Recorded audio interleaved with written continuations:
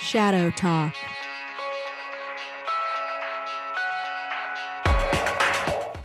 It's that time of week, listeners. It's ShadowTalk time. In this week's roundup, we've got multiple malicious uses of legitimate software in the headlines, as APT28 is attributed to hijacking LoJack, and new ransomware variant, Blackrouter, is delivered by the AnyDesk software. Talking of routers, there's vulnerabilities found in GPON home routers and now being exploited, and Loki Bot exploits 2 remote code execution vulnerabilities in Microsoft Office. All this and a little bit more in this week's Shadow Talk. Hi, hello, and welcome. I'm your host, Michael Marriott. Joining me today, good day, Harriet.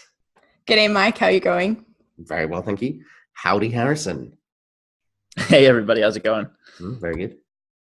Okay, before we kick off, I'm going to start with a little bit of housekeeping because it's come to my attention that in previous weeks, we've had an increase in unexplained abbreviations.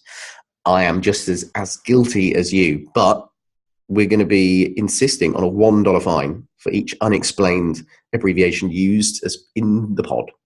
Is that all understood? Dan will be raking in the cash. Can we get some better equipment with that? Now then, Harrison. Now then. Anyway, lots to cover on this week's pod, so let's get cracking. One common theme this week has been the use of legitimate software by threat actors to achieve their nefarious goals. We've seen this time and time again before with pieces of software that allow remote access, mainly, such as TeamViewer. So they're pretty attractive for this very purpose. In this case, it's a different piece of software called LoJack. So first of all, because I think it's important, what is LoJack? All right, so I'll take this one, Mike. So LoJack is a software which is used to locate and remotely lock a device. So it's basically for if your device gets stolen, you can then locate it and sort of do theft recovery and data wiping. So because it's sort of viewed as a non-malicious software, a modified version, for example, can be used by threat actors for various things without it being detected particularly easily. Got you. So they think it's a legitimate piece of software, and that's how it gets through. And have we seen in this week the threat actors that are using this? Who are those? Yeah, so this was quite an interesting story this week. So basically, there was some reporting around this software being leveraged by APT28 or Fancy Bear. So they've been associated with lots of different attacks, such as the attacks against the World Anti-Doping Agency and Crucifer and things like that.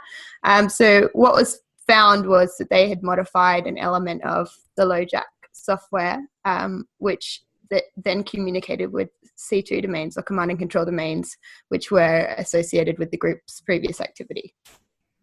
Yeah, and I guess it's also worth noting that infrastructure can be shared between threat groups, kind of sold and reused and recycled. So it's kind of hard to say for sure who it's attributed to. Yeah, fair point. So APT28 or whoever indeed it is, they've created an updated version of this software, and that's how they managed to get it through. Yeah, I guess like they didn't so much modify the software binary itself. They sort of hijacked an element of it and implanted their command and control domains there to secure a backdoor access to that software. So this software is pretty widely used, and at the moment it's not very clear how they got onto those target machines to potentially modify the software. So it could look like that they had potentially existing machine access and then modified part of the configuration file of the LoJack software, and then created a rogue server which used the same protocols as LoJack to basically obscure that command and control element to it. But yeah, there still are quite a few intelligence gaps around this campaign, so we don't know, as I just mentioned, how those files were implanted, sort of what the length of the campaign was. It looks like it was definitely over a few years, but kind of how active it was or the nature of the impacted entities at the moment. Right. Okay. We'll look out for those intelligence gaps and look to fill them. In the meantime, what can folks who may be using this software and concerned about this, what can they do about it? Yeah, so the Arbor Network report around this released some YARA rules as well. So it be worth checking those out to potentially implement them to have a look whether your organization has been targeted by this type of attack. Okay, thank you, Harriet. Let's keep on this theme for now, because there's been another story this week of legitimate software being used for malicious purposes. In this case, it's with ransomware. You're referring to Blackrouter? I am, yeah. So this latest ransomware is called Blackrouter or Blackheart. What's interesting about this is that it was delivered alongside the remote access software AnyDesk, which is a legitimate kind of software that's used. I think this occurred in April. Similar to what we just talked about, the threat actors bundled the ransomware with AnyDesk, and in an attempt to kind of hide their malicious activity behind the seemingly legitimate AnyDesk activity. There's plenty that we really still don't know about this specific kind of attack or this ransomware specifically, including the entry vector or any targeted geographies or targeted sectors. Right. So similar to the APT28 story then. Mm-hmm. Now, as well as using these remote desktop tools to distribute malware and to get in past the AV solutions, in this case for ransomware, the tools can also be used for propagation too, right?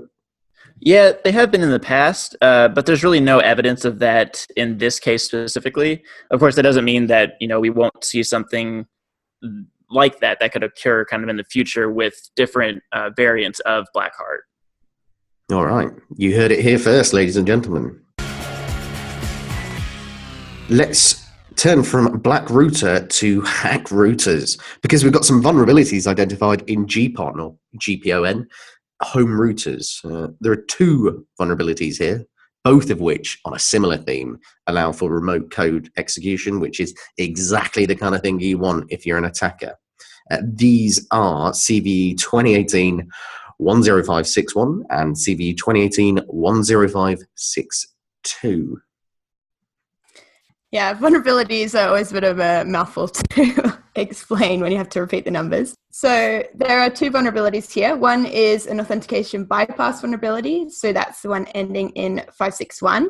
So it's relatively straightforward. It's just an append is added to a piece of code which enables an endpoint, so enables the router to be bypassed, the authentication on the router to be bypassed. And another flaw as well, the one ending in 562, enables an attacker to do privilege escalation. So basically you need both of them together to execute complete control over that router. Cool. So in theory, quite a impactful combination, the two of those. Is it still theoretical, or have we seen it in action?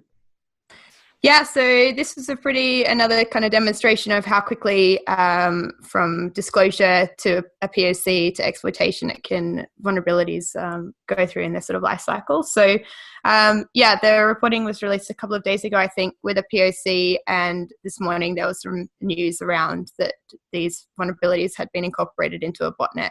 Wasn't clear exactly which one at the moment, but yeah, it's sort of unsurprising that a vulnerability or a pair of vulnerabilities that enable that type of control over a device and has quite a big impact. I think some researchers found sort of 1 million vulnerable devices are quickly picked up by threat actors. So yeah, a pretty nice little find there by those researchers. Yeah, that's amazing. So what's that, a couple of days from proof of concept to it being exploited in the wild? Yeah, definitely. I think we're seeing that, more and more, and I feel like it's something that we're talking about a lot, just straight away, that sort of chain of the vulnerability being reported and POC to literally within a day or less than 24 hours being picked up by threat actors. Yeah, it's interesting. That is when it becomes really interesting for an organization, isn't it? When it's becoming exploited in the wild. So being able to detect that as soon as possible is pretty important. Right, it's time for the last story of the week, but it's by no means the least, because this is a biggie. And again, we're talking about remote code execution. In this case, it's Loki Bot exploiting two vulnerabilities in Microsoft Office.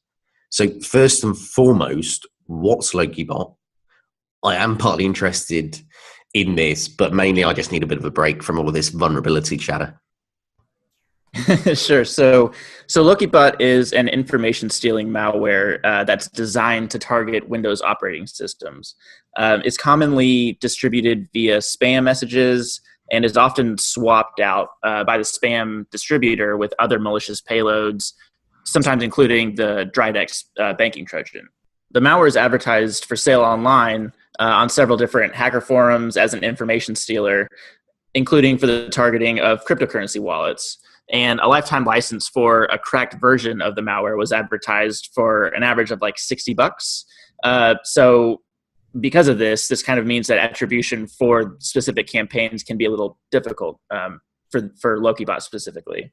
Yeah, that's not a lot of money. And so the update, I guess, this week is that there's been some new vulnerabilities that are exploited. Yeah, exactly. So you only get a brief repo from your vulnerability talk. So so this week, CVE-2017-8570 and CVE-2018-0802 are the two newly added vulnerabilities. And as you mentioned, they're both remote code execution vulnerabilities. And really, this strive for remote code execution isn't really too surprising. Distributors of Loki Bot have previously exploited CVE-2017-11882, which is another remote code execution flaw, and has been targeted by a variety of criminals and organized threat groups whose activity was kind of likely driven kind of behind the release of proof of concept code in November of 2017. Proof of concept code was also released on GitHub for both 2017-8570 and 0802, the latter of which being kind of used recently with the form book information stealing malware. So kind of a mouthful, but they've definitely been exploited recently, and there's kind of evidence of that out in the wild. Both of these new vulnerabilities have been seen before, especially by espionage threat actors. For example, both the threat groups Keyboy and APT37 have utilized 2018-0850. And as for 2017-8570, this was suspected to be used by the Indian espionage group Patchwork, which was used to kind of gather confidential information. So it kind of extends far beyond kind of just espionage. If you look across criminal forums, it's a pretty common vulnerability being discussed and incorporated into different kits. Right. If I hear another CVE, then I think I might go insane. But it's fair to assume that the advice here is to patch these vulnerabilities as they're gaining traction. Yes, that is always the advice, and definitely the one here. Cool. I think maybe we should add in these vulnerabilities into the description of the podcast because... probably. Yeah, I think that's for the best. Okay, before we wrap up, any other business? Yeah, so we actually saw an interesting report of an attack or a cyber incident in the last week.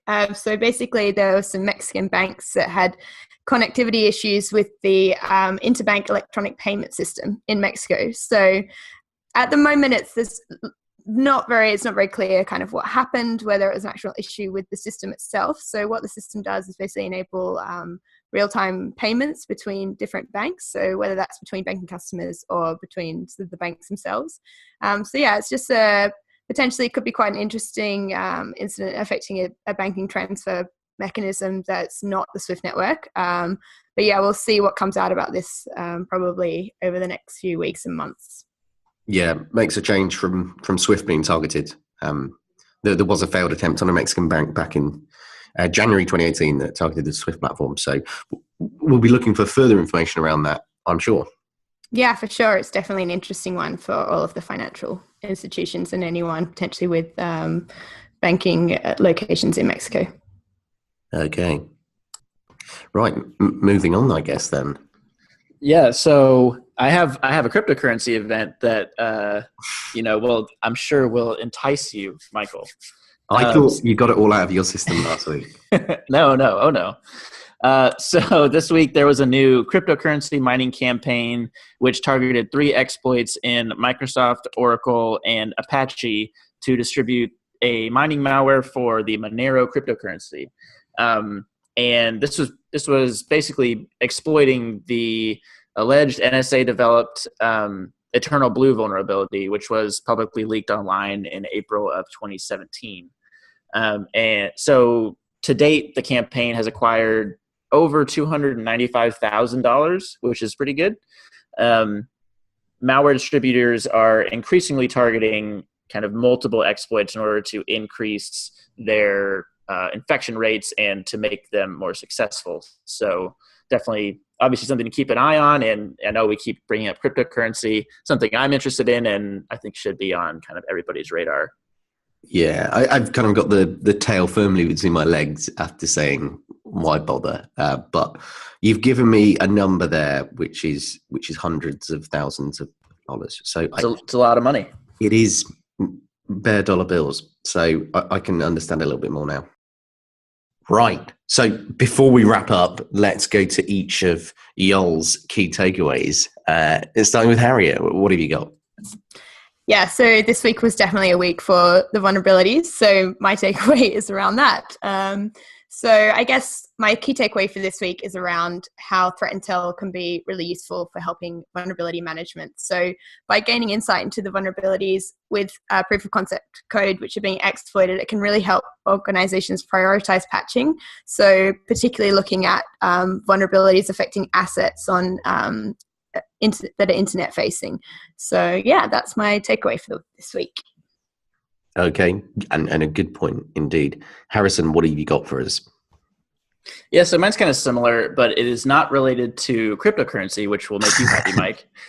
So referring to the Loki Bot stuff that I was talking about earlier, this incident really shows the results of public vulnerability disclosures and exploit development following that. So, for instance, there's been a vulnerability that publicly disclosed in January, and then a few days later, there was exploit code released for it, and then now it's being incorporated into publicly sold malware, and the likely next steps will be that there will be targeted attacks with that malware exploiting those vulnerabilities. So it's kind of important from like a security practitioner standpoint, and like Harriet was saying, kind of in your vulnerability management processes to kind of watch how these timelines unfold for other vulnerabilities. Okay, thank you very much to both of you. Thanks, Mike. No worries, Mike. Ta-ra. Okay, thanks for listening to this week's Shadow Talk. For more information and resources, visit resources.digitalshadows.com.